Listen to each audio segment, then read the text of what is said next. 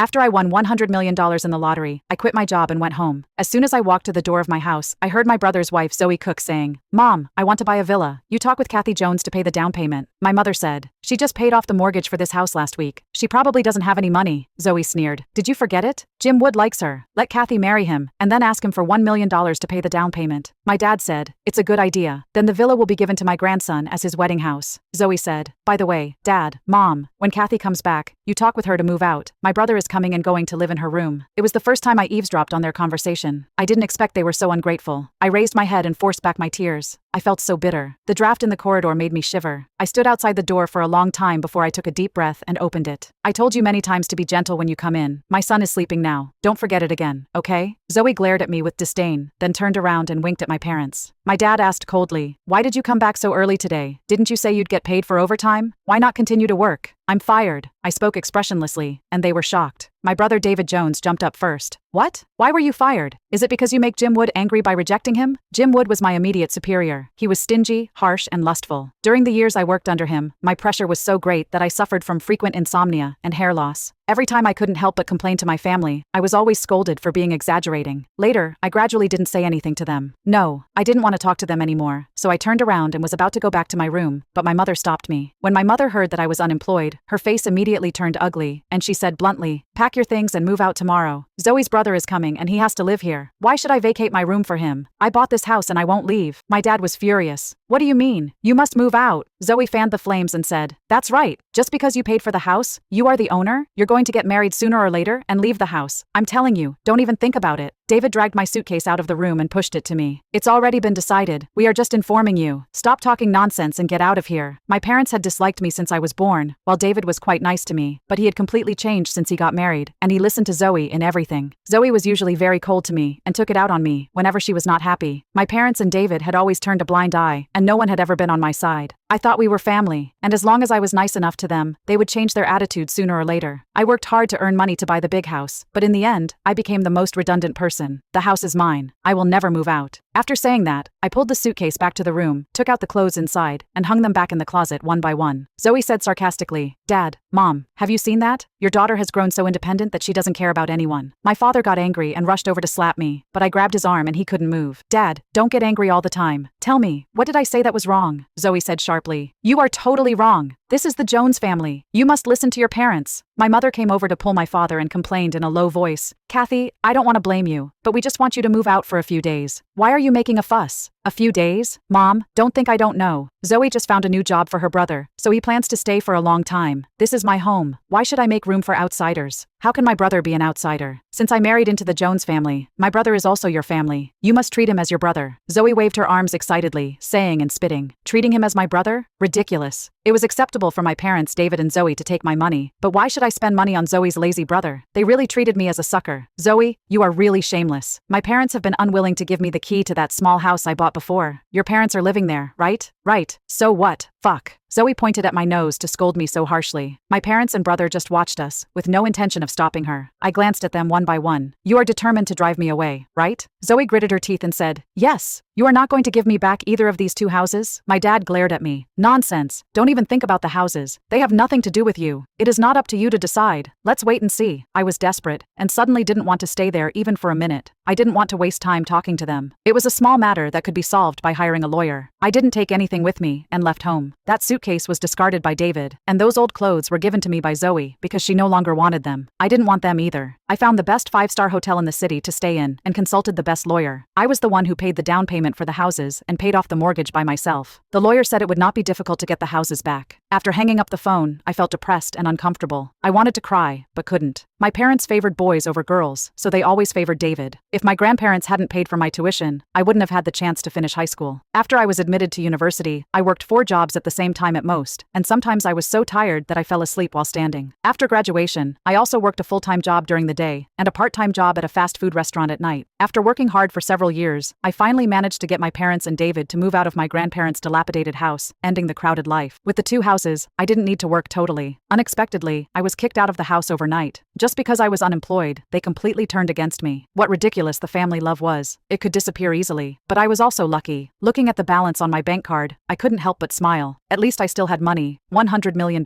which I couldn't spend in 10 lifetimes. I bought a sea view villa in a wealthy area. I got up when I wanted every day, did yoga, and watched TV. Life was so comfortable. There was an owner group of the villa community. After I added it, everyone greeted me enthusiastically. They were all rich ladies at home, and every day they talked about makeup, clothes, and so on. I wasn't interested in those things before, but now my mindset changed. Now that I had money, of course I should treat myself better, so I also enthusiastically joined their topics. After a few days, I became familiar with them, and we often made plans to go out for coffee and shopping together. I was shopping in a luxury store with my rich friends when my dad called me in a rage. "You wicked girl, you actually sued us. The court summons has been delivered, and your mother and I are laughed at by the neighbors. You ungrateful bastard. If I had known you would be like this, I should have strangled you to death when you were born." My mother snatched the phone and cried hysterically. "We just had a few arguments with you. Why do you have to make such a fuss? Now we feel so embarrassed in the community. They almost think we treated you unfairly." I couldn't help but sneer. Isn't that the truth? They had never been nice to me. Now they even kicked me out of my house. Since I was a child, I had always had endless housework to do as soon as I got home. But I never minded because we were family. But after David got married, and especially had a baby, I had more things to do and was more tired every day. No matter how nice I was to them, my parents and Zoe were always dissatisfied. They really treated me as a free servant. My good friends joked that I must have owed them in my previous life, so I had to work like a slave to pay off my debt. I could only smile bitterly. "Kathy, we gave birth to you and raised you. This is a great favor. What else do you want? I don't want anything but justice." After saying that, I hung up the phone. My friends and I had a great time going shopping. Just as we were about to leave the mall, I accidentally saw my Zoe walking towards me, talking and laughing with a middle-aged man. They looked so affectionate, just like a couple in love. When Zoe saw me, she was horrified and quickly pushed the man away. "Kathy, you stalk me. I didn't expect you to be that kind of person. Why don't you go find a job right away but follow me?" Seeing her guilty look, I didn't get angry, but laughed. "I am in no hurry to find a job and not interested in stalking you either. Who the hell do you think you are?" At that time, my friend Mary Lee couldn't stand it anymore. "Ms. Jones, who is this?" "It's my brother's wife," she exclaimed. "Ben Cox, you are actually involved with a married woman. Aren't you afraid that your wife will find out?" It turned out that Mary knew that middle-aged man. Zoe rolled her eyes and lied. "I'm not her brother's wife. She's talking nonsense. I'm an employee under Mr. Cox. Our relationship is not what you think it is. Don't get us wrong." Ben also waved his hands repeatedly and stood a little further away to prove his innocence. "Kathy, I'm warning you, if you tell David about it, I'll rip your mouth." As soon as she finished speaking, David appeared. He came here with his boss to buy things. He saw from afar that Zoe and I seemed to be arguing, so he hurried over. "Kathy, I'm warning you, don't make Zoe angry. She's just pregnant with her second child. If she gives birth to a son, it will be a great contribution to our family." "Our family? From the day you kicked me out, I have nothing to do with you anymore." David's face immediately darkened. "It's not up to you to decide. You are too stupid. Even if you win the case against our parents, you still have to pay alimony. Both houses are mine anyway, so the alimony is nothing to me." Speaking of the houses, Zoe lost her temper. "Those 2 houses are ours. Don't even think about taking them away." Zoe was always unreasonable. "I worked so hard to buy the houses. Now I just took them back. I have hired a lawyer, and I will get the houses back soon. You two should go back to pack your things and discuss where you will live in the future." "You..." Zoe was so angry that her face turned red. She turned around and slapped David. "You just watch that Kathy bullies me like this? Are you dead?" Then David rushed over to hit me, but my friends swarmed over him and held him tightly. Ben glared at Zoe and said, "Why don't you get your husband out of here? You can't afford to offend these women. They all live in the villa community." Zoe looked at me in astonishment. "How did you get together with them? Are you working as a servant for them?" Mary glanced at her with disdain. "What nonsense. Kathy is our neighbor. You rented a villa? Where did you get the money? Did you get married to Jim without telling us? How much money did he give you? Every penny of yours belongs to the Jones family. Give us your money." Mary sneered. "Kathy's villa is not rented. She bought it in full." David and Zoe were stunned. "What?